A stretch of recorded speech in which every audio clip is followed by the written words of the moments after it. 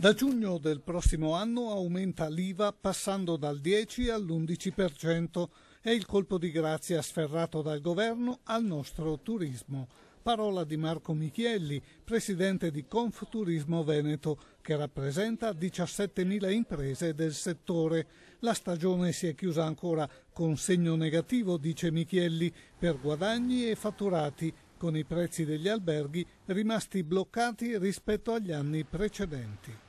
L'IVA all'11% è fra i paesi nostri diretti competitor europei l'IVA più cara, al doppio addirittura rispetto a Francia e Spagna. Noi speravamo in una riduzione dell'IVA in questo senso.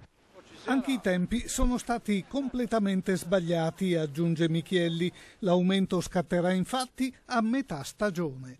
Voi immaginatevi chi si troverà a fare una vacanza a cavallo fra giugno e luglio pagherà 3 giorni con l'IVA al 10% e 3 giorni con l'IVA all'11%.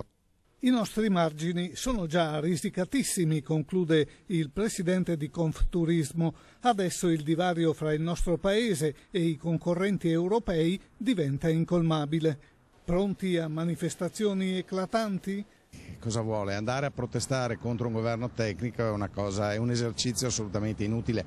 Un governo politico avrebbe un po' di paura, non è il termine corretto, insomma un po' di rispetto per quella che è l'opinione pubblica. Questi passano sopra qualunque cosa.